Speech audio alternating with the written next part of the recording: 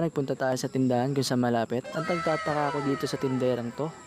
Ang tagal magkaukaw ng itlog. At may pagtakip pa ng mukha. My God. At eto, ipe-prepare na natin lulutuin. 2 itlog, isang langis, isang magic sarap, at syempre, Argentina meatloaf. At ayan na nga, bubuksan na nga natin. At nanggigigil tong taon to kung paano buksan. Pasensya na sa aming bayad, sobrang sikip. Pero ayos lang, basta may tinitirahan. Suot nga natin dyan ng ating FS, long live Alpha Kaparo. Long live sa inyo mga brother and sis. At maya nga ayun, mabubuksan ng ating dilata. Ay sa wakas, nabuksan na rin ang ating dilata. At ayun na, nagigigil na nga ako paano buksan to. Ikot-ikot na lang. At ayan na, ating lulutuin. At ayan mga kuys, ilalagay na natin sa ating lagayan.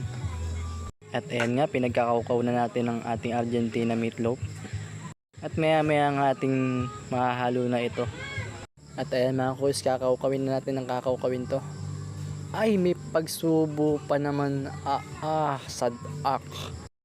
May pagsabi pang masarap. Umisa pa. Tignan nga natin kung anong kakalabasan ng Argentina meatloaf na pinagkakaukaw natin. At ito na mga kuys, nanggigigil na nga ako. Sobrang dikit ng Argentina meatloaf na to. Aba, may pagsubo pa ulit. Baka maubos ko na to. Teka lang, may tira-tira pa naman eh. Uubusin ko na to. Ayan, sige guys, ipapas forward na natin. Baka maubos ko na to. At ayan. Ay, simot sarap naman daw. Ano? At eto na nga. Paghahalo-haluin na natin to. Teka lang, ano ba itatawag ko sa lutong to? Alam ko na. Lechon de leche ang ipapangalan ko sa ating niluluto. Ayan, pagkakaukawin na natin to.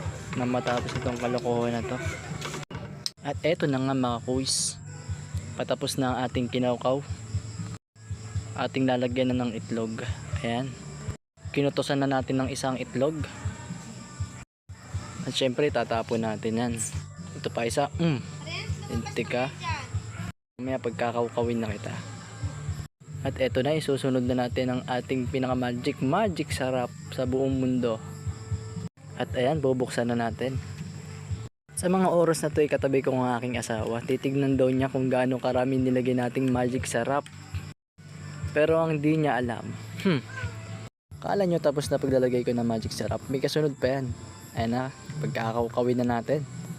At ayan nga mga kuys, abangan natin kung anong kakalabasan ito pagkakukaw natin ng itlog. Ito na nga mga kuys ang kinalabasan ng ating kinaukaw na itlog. At maya ngay ating lulutuin na at papakita ko sa inyo. Pang! Ayan na ang kinalabasan. At ayan na nga mga kuys, hahatiin na natin sa gitna.